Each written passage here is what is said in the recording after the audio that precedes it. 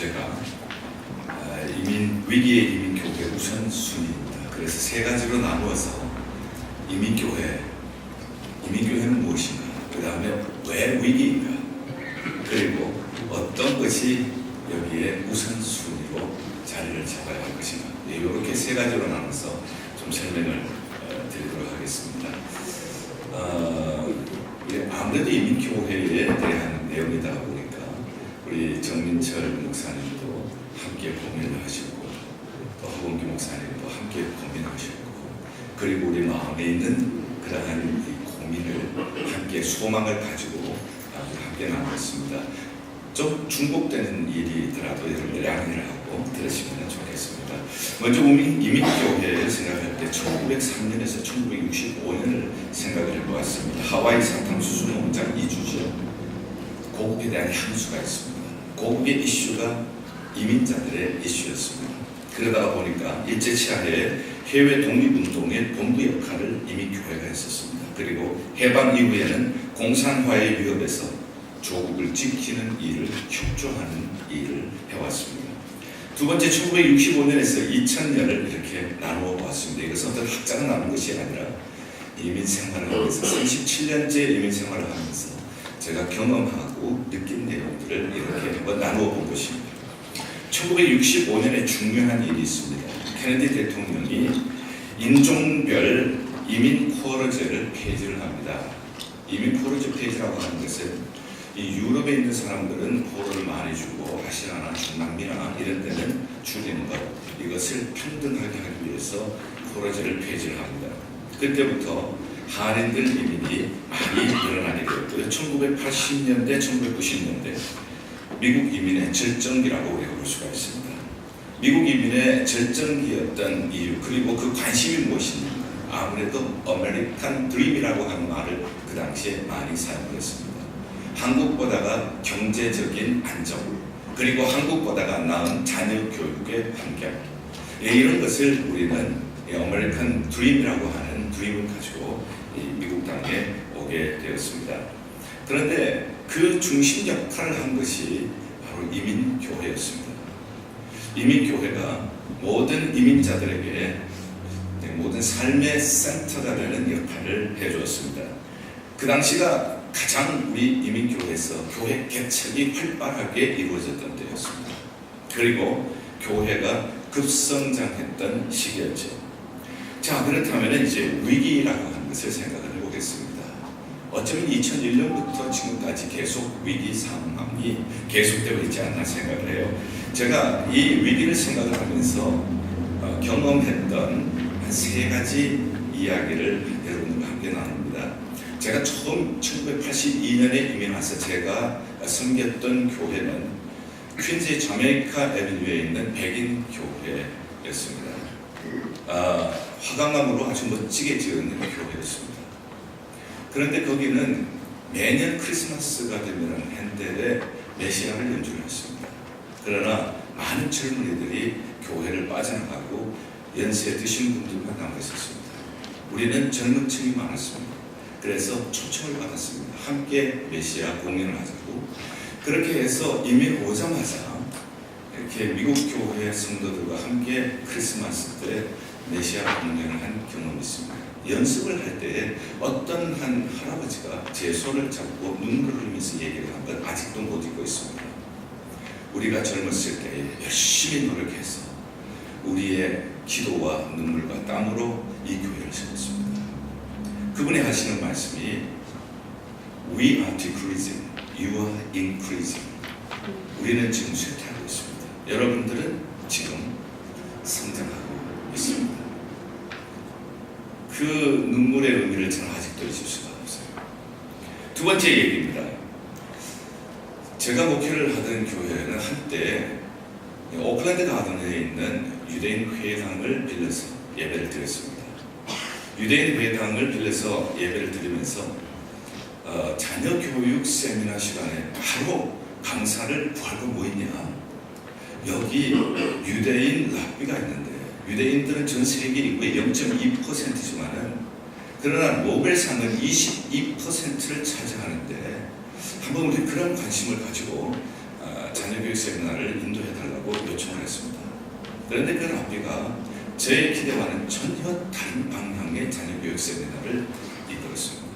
그것은 자기는 폴란드에서 살았는데 나치 경찰이 들어온다는 얘기를 듣고 밤에 몰래 배를 타고 앨리스 아일랜드로 가서 그리고 한 집에 여러 명의 식구들이 함께 기거하면서 그리고 열심히 일을 하고 안식일이 되면 깨끗한 옷을 입고 회당을 갔다는 거예요.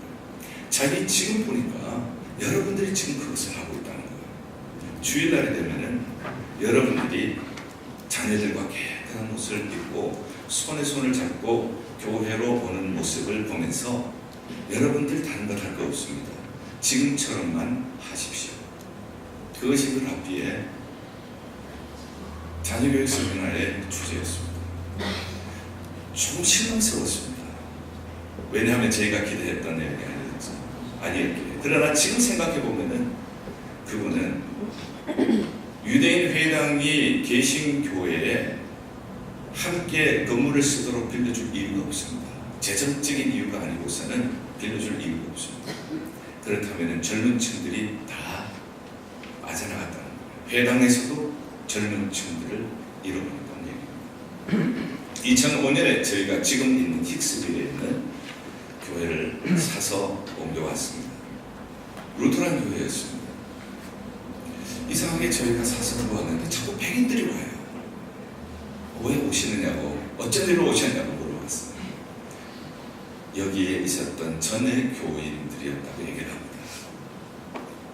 이분들이 2차 세계대전 후에 전쟁에서 돌아와서 감자밭을 일구어서 자기네들이 손수의 교회를 이끌었다는 거. 한 300명까지 모였다는 거예요.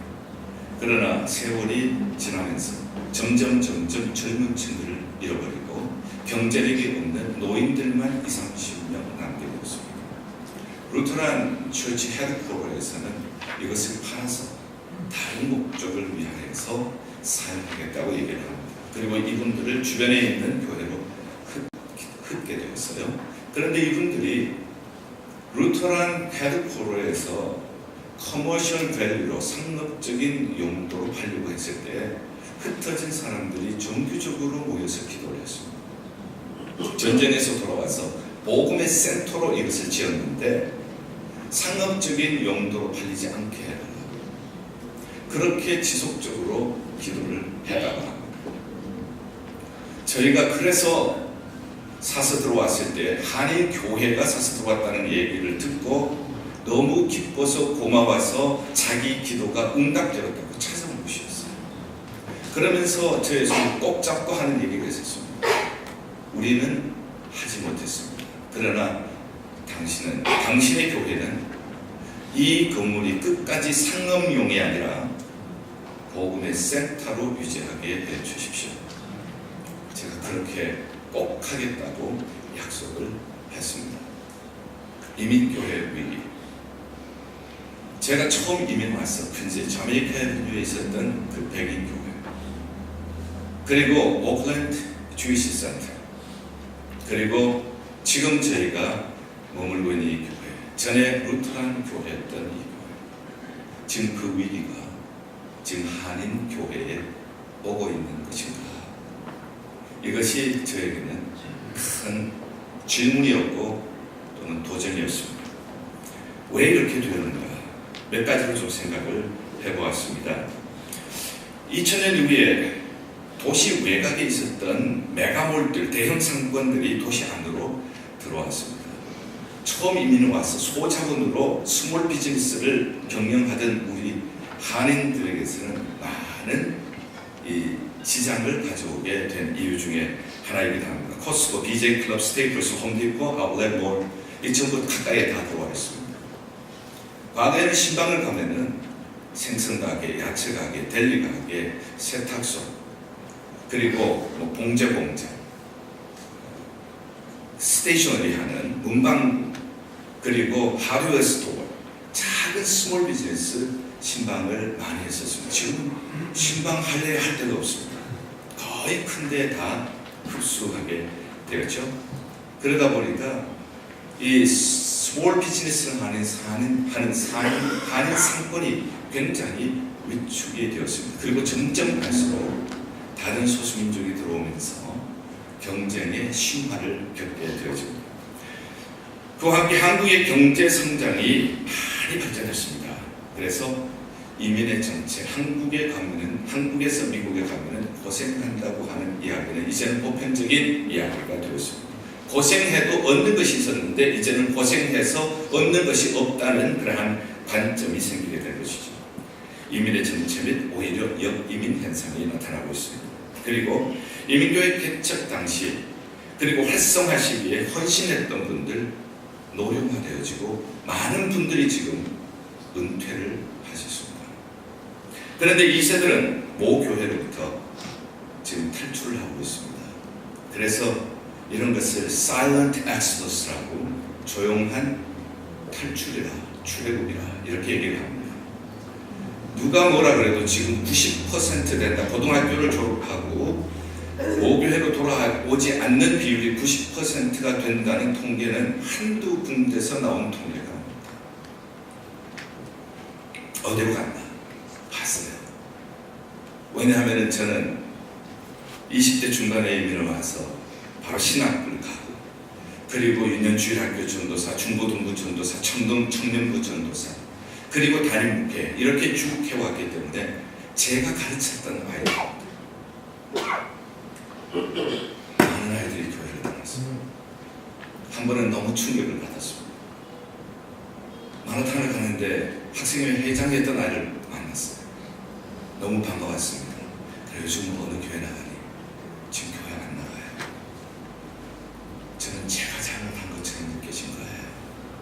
학생회 회장이었던 아이가 교회 안 나가고 있다는 얘기에 내가 잘못 가르쳤구나. 내가 하나님 앞에 불충성했구나. 굉장한 아픈 가슴을 느끼게 되었습니다. 교회를 떠나는 아이들이 많이 있습니다. 1세 중심의 교회에 남아있는 아이들도 있습니다. 1세 중심의 교회이지만 그 안에 영어 회중, EM이라고 하는 영어 회중에 남아있는 아이들이 있습니다. 다인종 교회에 나가는 아이들도 있습니다. 지금 정보산업기술, 인포메이션 테크놀로지라는 것을 절대 무시하지 못하는 영향입니다. 지금 우리는 4차 산업이라고 하는 얘기를 하고 있습니다. 4차 산업은 포스트 3차 산업 시대라고 얘기를 하죠. 3차 산업은 정보화 시대입니다.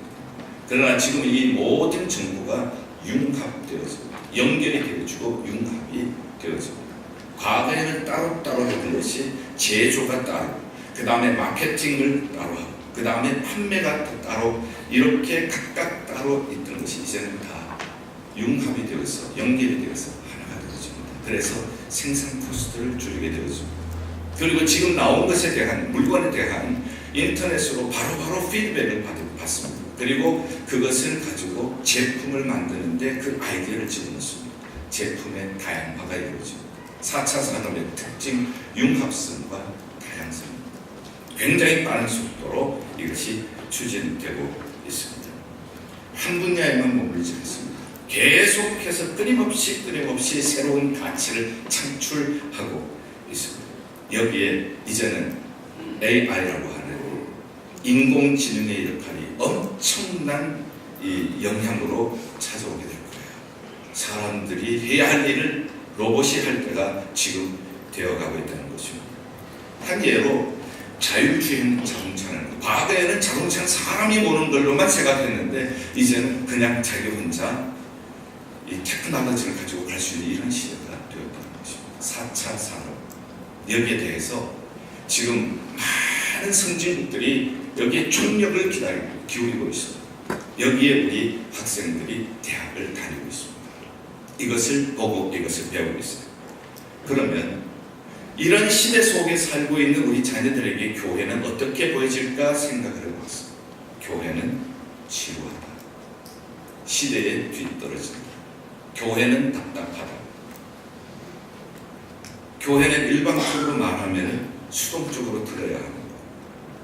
그러나 자기네들은 지금 유튜브, 인스타그램 이런 것을 통하여서 마음껏 자기 표현을 하고 있어요. 그러나 교회는 일방적으로 말하고 듣는 것, 이런 느낌을 가지고 있죠. 뿐만 아니라 인터넷을 통해서 교회가 과거에는 어떤 교회에 어떤 일이 있었다고 해도 알려지지는 않습니다. 그러나 지금 어떤 교회에 어떤 일이 있다면 단순간 전 세계에 그 교회의 위선이 다 퍼져버린다. 교회의 엄청난 성적 해방의 자유의 물결이 교회까지도 지금 들어오고 있습니다. 위기입니다. 자, 그러면은 이 위기의 우선순위는 무엇인가? 저는 이사야서 6장 13절에서 우선순위를 발견합니다. 밤나무가 베어지고 상수리나무가 베어져도 구루터기는 남아있는데 그 구루터기는 거룩한 씨앗이니라.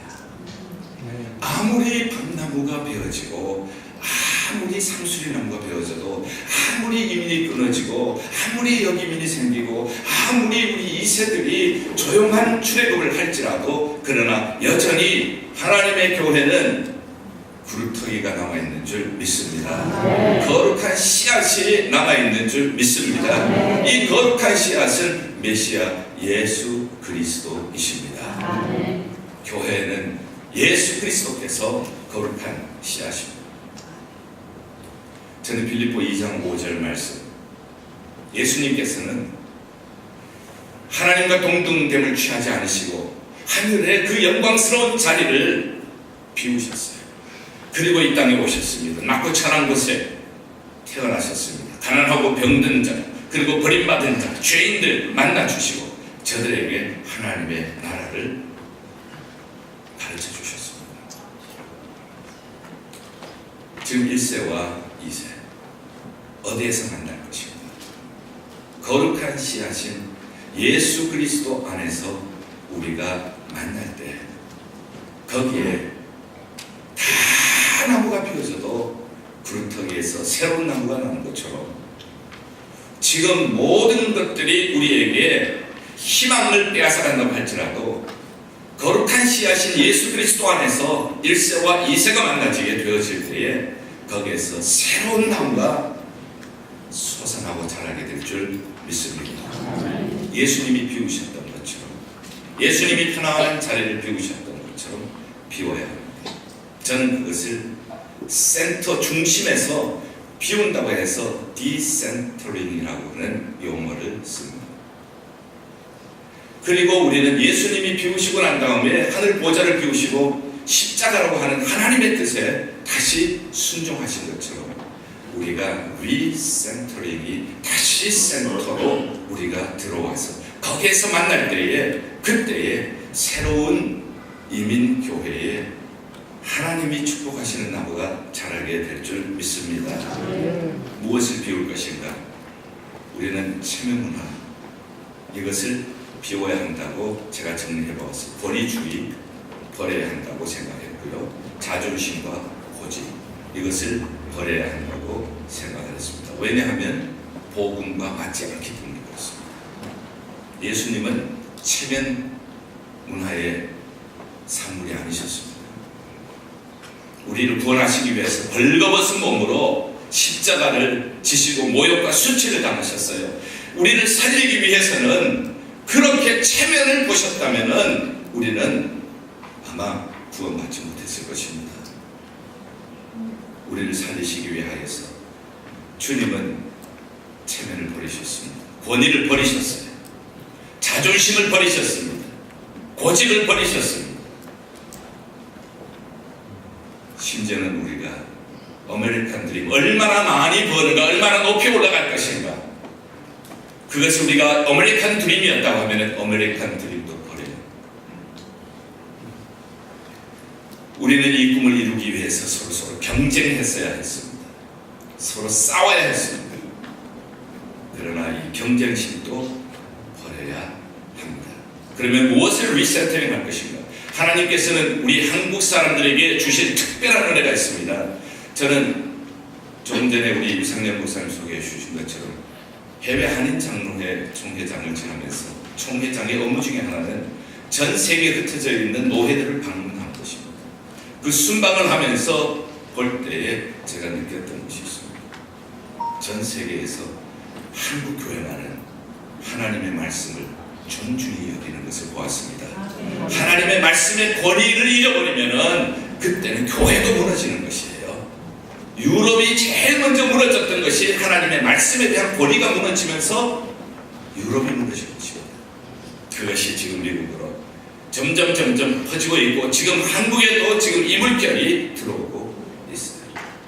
그러나 한국 교회, 제가 다녀보니까 한국 교회만큼은 하나님의 말씀에 대한 권위를 존중히 여기고 있는 것을 보았습니다. 저는 그것을 희망으로 보았습니다.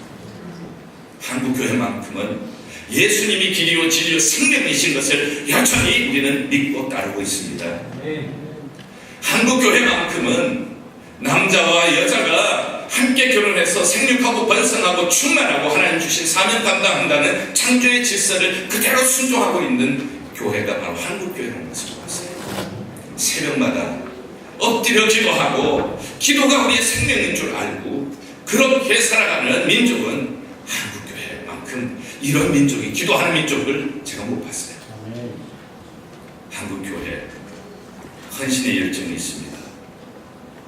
이것을 우리가 1세와 2세가 다시 예수 그리스도 안에서 회복할 수 있으면 좋겠어요. 우리가 이 미국 사회에서 살면서도 많은 좋은 것을 배웁니다. 진실함, 그리고 사회에 대한 섬김. 나만 구원 얻는 것이 아니라, 나만 복받는 것이 아니라 내가 복받아서 사회를 섬기고 지역을 섬기는 섬김. 그래서 이제는 아메리칸 드림이 아니라 킹덤 드림으로 우리가 다시 만나야 되게 될 줄 믿습니다. 교회 위기라고 얘기를 합니다. 그러나 저는 한 가지 분명히 믿습니다. 세상 어느 곳에서도 만날 수 없는 것, 세상 어느 곳에서도 찾을 수 없는 것, 세상 어디에서도 맛볼 수 없는 것이 있습니다. 하나님의 임재. 오늘의 교회가 하나님의 임재를 회복할 수 있다면, 오늘의 교회가 부활하신 예수님을 믿음의 공동체 안에서 만날 수 있다면, 그렇다면 저는 교회로 잃어버린 영혼들이 돌아오게 될 줄 믿습니다. 그것이 큰 교회든 작은 교회든지 혹은 1세 중심 교회든지 다인종 교회든지, 저는 중요한 것이 우리 믿음의 공동체 안에 세상이 줄 수 없는, 세상에서 맛볼 수 없는, 4차 산업도 줄 수 없는 하나님의 임재, 부활하신 예수 그리스도의 임재, 그것이 있는 교회로 회복될 때 저는 이미 교회가 반드시 회복될 줄 믿습니다. 마지막으로 요엘서 2장 28절 저의 꿈을 나눕니다. 주의 영이 임하시면 자녀들은 예언할 것이고 청년들은 환상을 보며 아비들은